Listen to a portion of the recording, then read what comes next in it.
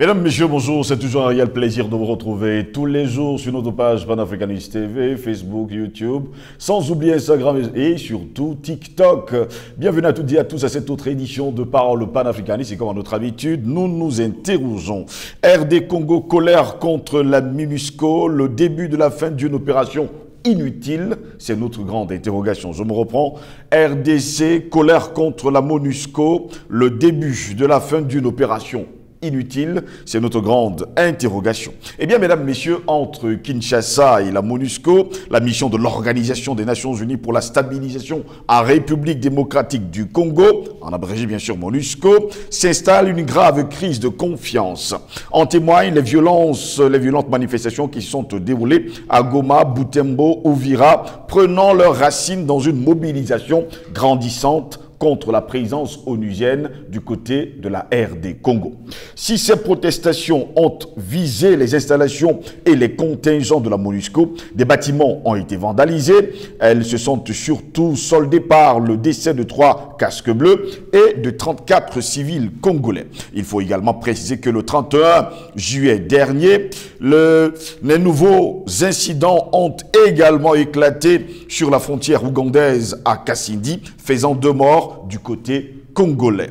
Cette colère contre les Nations Unies et ces casques bleus sonne-t-elle la fin d'une opération inutile qui n'a que trop duré? Pendant ce temps, on a été surpris au cours de ce week-end que les autorités congolaises prennent une décision courageuse. Et parlant de décision courageuse, eh bien, le gouvernement congolais a demandé le départ du porte-parole de la mission des Nations Unies en République démocratique du Congo, Mathias Gilman, en lui reprochant des déclarations indélicates et inopportunes dans un contexte de tension entre l'ONU d'une part et les autorités de Kinshasa et surtout la population de l'Est congolais d'autre part. Cette demande, il faut le dire également, figure dans une lettre adressée le 28 juillet dernier par le vice-premier ministre et ministre des Affaires étrangères, Christophe Lutundula, à Palam, au quartier général de la MONUSCO, installé à Kinshasa. Dans sa correspondance, il faut préciser que le chef de la diplomatie congolaise considère que les tensions actuelles entre la MONUSCO et la population seraient dues aux déclarations indélicates et inopportunes du porte-parole de la MONUSCO. Eh bien, il faut bien que je reprécise ce communiqué. Le gouvernement congolais considère que la présence de ce fonctionnaire sur le territoire national n'est pas de nature à favoriser un climat de confiance mutuelle et de sérénité si indispensable entre les institutions congolaises et la MONUSCO, en vue non seulement du meilleur accomplissement du mandat, on va le dire comme ça, confié à cette dernière par le Conseil de sécurité des Nations Unies, mais aussi de faire aboutir le plan de transition aux fins de son retrait définitif de la République démocratique du Congo d'ici à 2024, comme convenu, a ajouté le chef de la diplomatie congolaise, M. Lutundula. Le gouvernement appréciera-t-il beaucoup que des dispositions soient prises pour que M. Gilman quitte le territoire congolais dans les plus brefs délais? C'est ce que nous dit d'ailleurs le communiqué du gouvernement congolais. Voilà pourquoi nous nous interrogeons encore aujourd'hui. RD Congo, colère contre la MONUSCO, le début de la fin d'une opération inutile, c'est notre grande interrogation. Et pour répondre à nos questions, nous sommes avec Paul Ela, le président de African Revival. Paul Ela, bonjour, bienvenue à vous. Bonjour Steve, je te retrouve, c'est un plaisir renouvelé. Et bonjour à tous les millions de téléspectateurs pour cette nouvelle thématique qui, je l'espère, va permettre d'éclairer nos lanternes.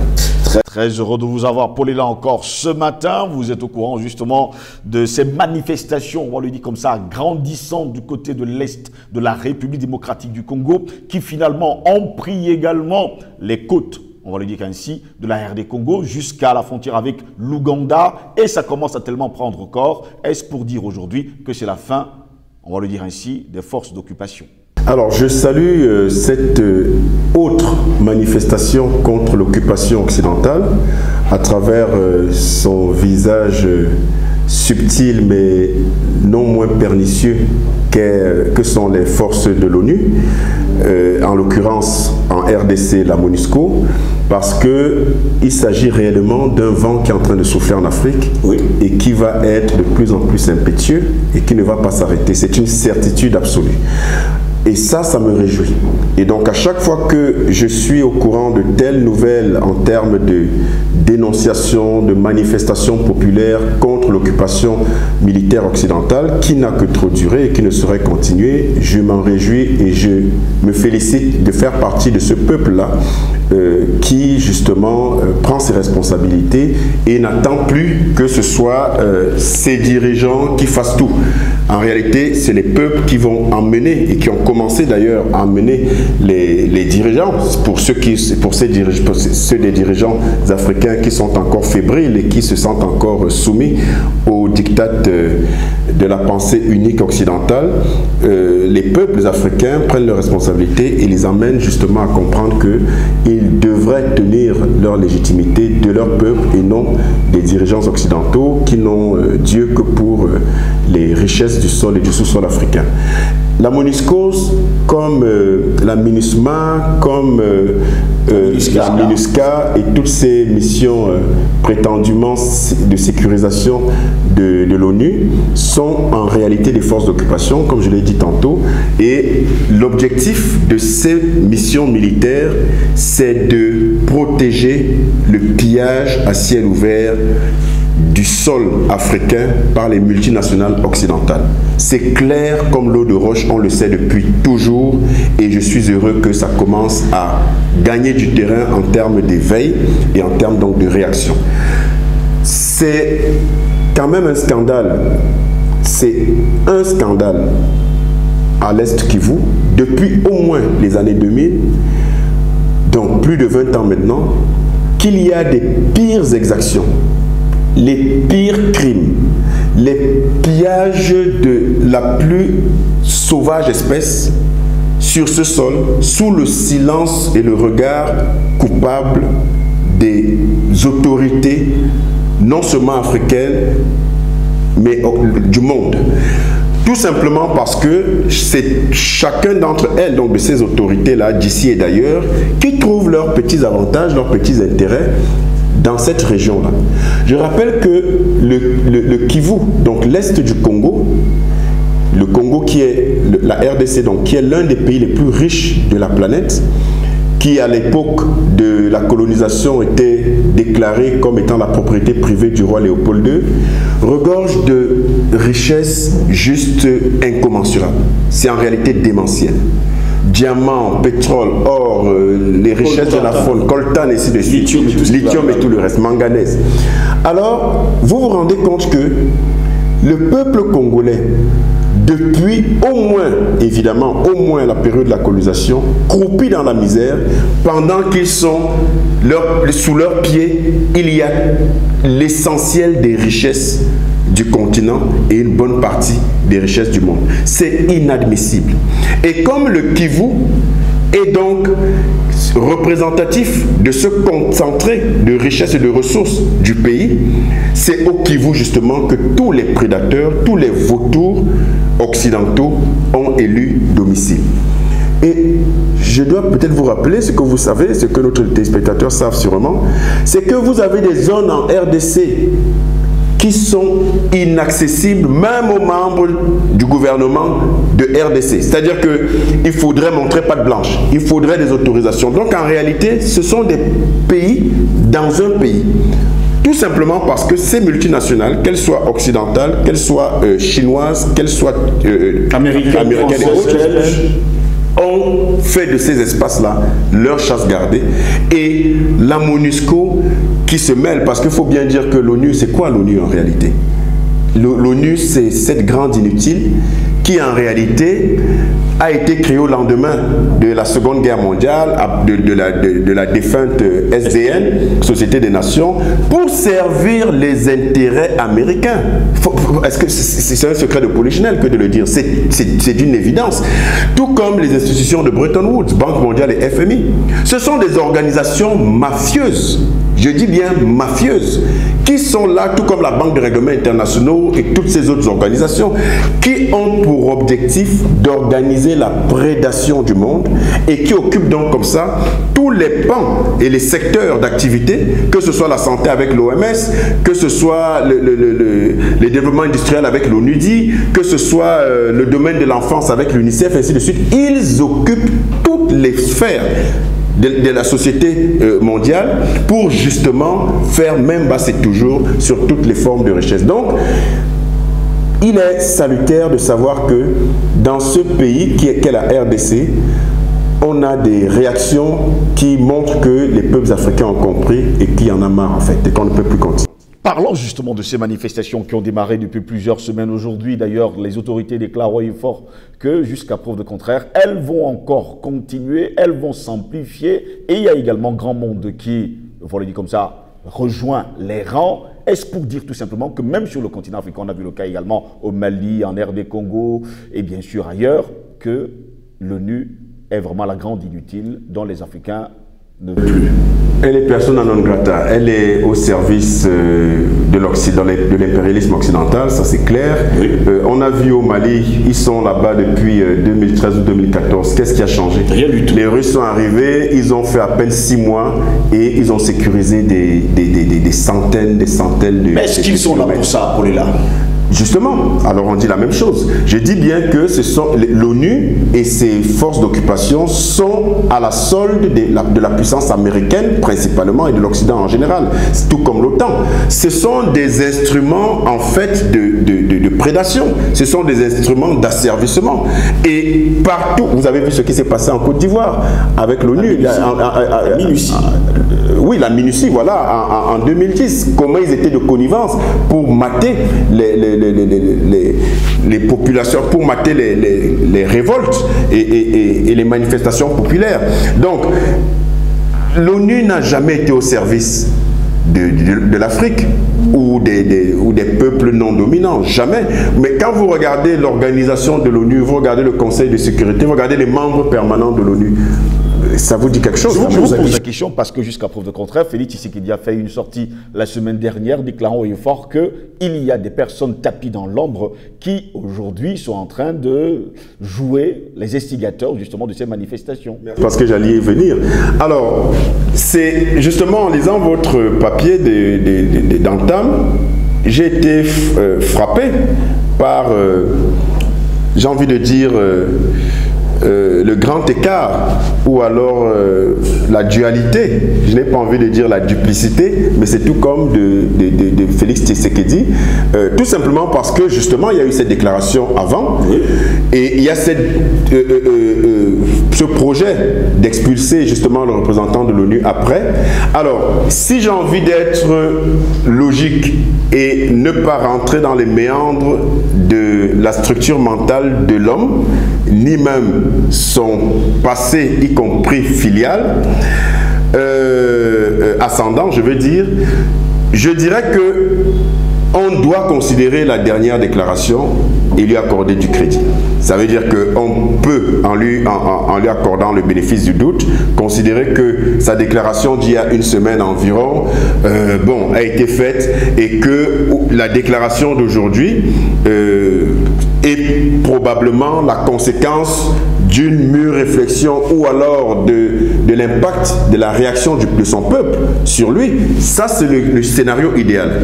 Mais j'espère qu'on n'est pas là dans une sorte de duplicité et de jeu fou pour essayer de distraire, parce qu'il l'a montré et pas seulement...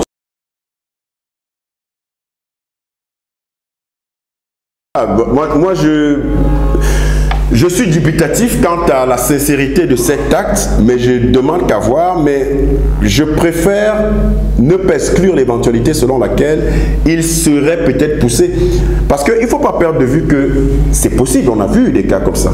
On a vu le cas d'Idriss Déby, on a vu des gens qui, à un moment, on a vu le cas même de son prédécesseur, Hissène Habré, qui, sur le tard certes, mais qui ont fini quand même par tenir un discours totalement anti-impérialiste à la grande surprise des Occidentaux, et on sait ce qui leur est arrivé. Mais évidemment, il faut des gens courageux qui tiennent et qui justement ne se laissent pas apeurer par les injonctions occidentales, mais attendons de voir. Mais c'est vrai que c'est sujet à réflexion, et en une semaine, 2 positions totalement aux antipodes, ça laisse à réfléchir. Mais je préfère espérer qu'il revienne à de meilleurs sentiments et que son peuple, pas parce qu'il le serait illuminé subitement, mais que son peuple le pousse, j'ai envie de dire à la faute, mais je veux dire par rapport à sa posture souvent obséquieuse vis-à-vis de l'Occident, mais que son peuple justement le contraigne à prendre des positions qui vont dans le sens de la souveraineté de l'Afrique. Ce week-end, d'ailleurs, ce sujet a fait le tour des réseaux sociaux. Ils sont d'ailleurs divisés, les Africains. Certains pensent que c'est une décision très courageuse. Il faut souvent commencer quelque part. Même si ça peut être de la distraction, c'est quand même une décision. On aimerait justement voir d'autres chefs d'État sur le continent africain prendre ce genre de décision. D'autres déclarent haut et fort que jusqu'à preuve de contraire, on n'a pas donné un délai précis, on va le dire comme ça, aux représentants de la MONUSCO. En tout cas, que ce soit sincère ou pas, c'est la preuve que les revendications, les aspirations de souveraineté des peuples africains portent. C'est une certitude. Oui. Que ce soit sincère ou pas. De toute façon, si ce n'est pas sincère, c'est qu'ils se sont obligés de le dire pour préserver son peuple. Ça veut dire qu'il y a un impact. Si c'est sincère, c'est encore mieux. Alors, il ne faut pas qu'on perde de vue que ces dirigeants africains, pour bon nombre d'entre eux, doivent leur position de chef d'État, hélas, à des petits arrangements entre petits copains avec les Occidentaux, il faut le dire. Et donc, beaucoup parmi eux se sentent redevables. Et donc, tout ce qu'il faut espérer, et ce n'est même plus à espérer, c'est ça déjà la dynamique a pris, c'est tout simplement que les peuples africains prennent leurs responsabilités. Voilà exactement ce qu'il faut faire. Vous le faites bien dans vos démarches, dans vos émissions, dans votre travail de sensibilisation depuis une décennie maintenant. D'autres le font à chacun à sa manière. Mais tout cela porte. Et on voit sur qui l'eût cru qu'au Kivu, qui justement semblait être no man's land pour même les peuples autochtones, qui l'eût cru que c'est de là qu'allait partir justement la rébellion, parce que c'est justement là-bas le fief de ce pillage à ciel ouvert là.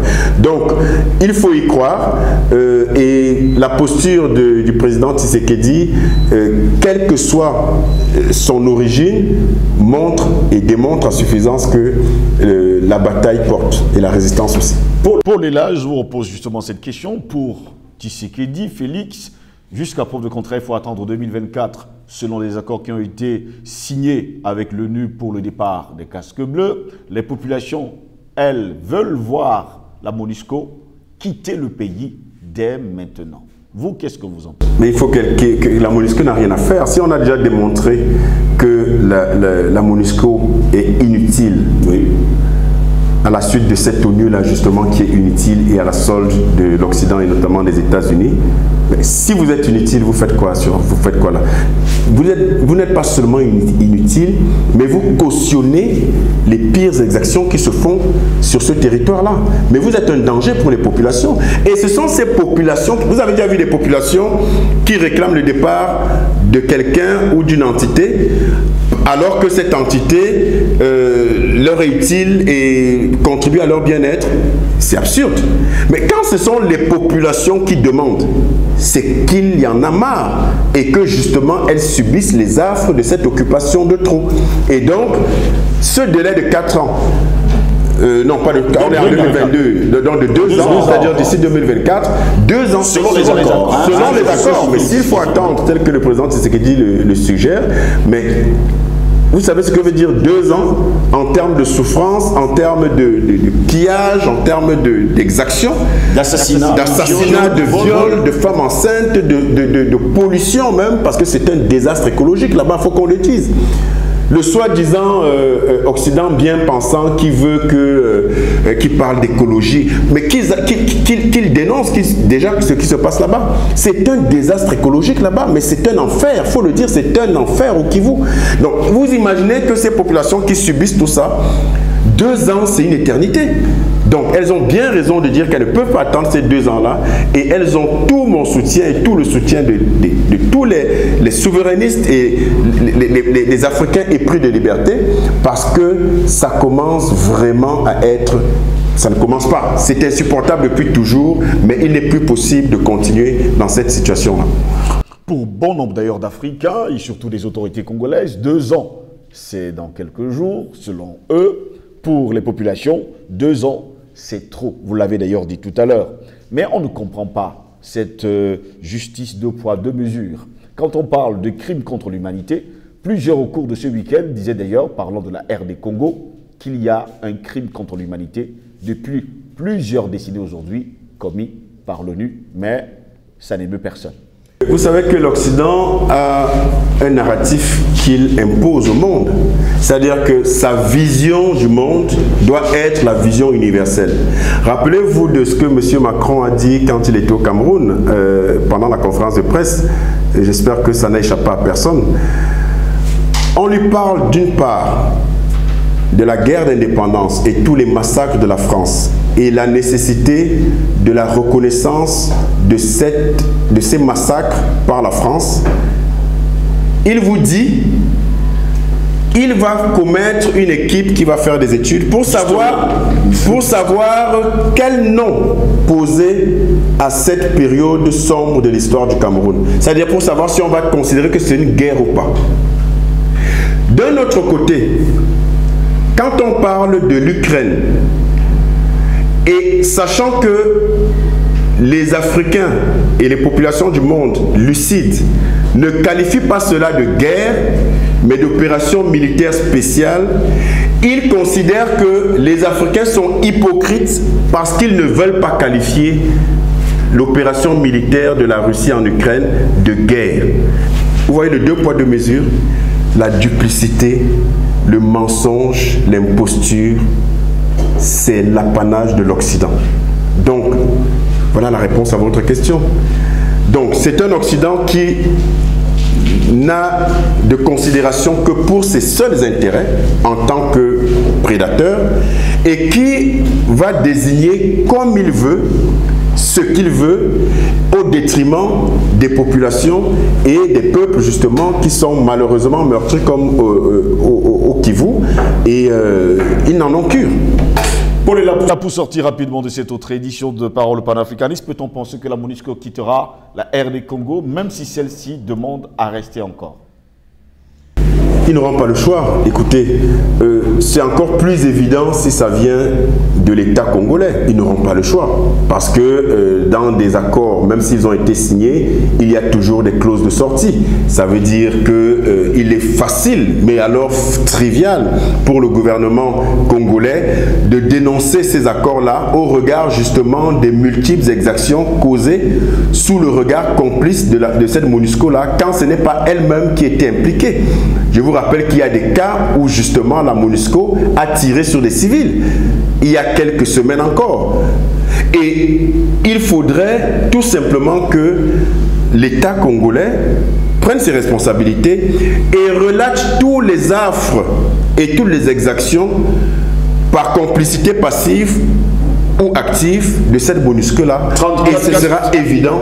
34 civils ont été tués justement par la MONUSCO. Jusque-là, on n'en parle pas. Pourquoi? Mais parce que ce serait leur tirer une balle dans le pied et même dans la tête. Et donc, vous comprenez bien le rôle et le jeu trouble de cette prétendue organisation de sécurisation. Donc, ce sera très facile. Si les dirigeants, voilà un exemple dont vous parlez, 34, c'est suffisant pour arrêter un contrat. Mais attendez, vous êtes supposé sécuriser la population, mais vous la tuez. Mais c'est suffisant, je dis ce seul fait-là. Mais il y en a des milliers, je dis bien des milliers depuis au moins les années 2000. Il y en a des milliers. Donc, si ça vient de l'État congolais, c'est encore plus facile parce que c'est une dénonciation de ces accords-là. Mais si l'État congolais ne prend pas ses responsabilités, les populations prendront leurs responsabilités telles qu'elles ont continué et je leur fais entièrement confiance et elles ont tout mon soutien. Merci à vous, Paul Ela, d'avoir été des nôtres. Mesdames, Messieurs, au plaisir de vous retrouver très prochainement sur Panafricanist TV. Restez sur notre chaîne. L'information y est en continu. Bonne journée à toutes et à tous.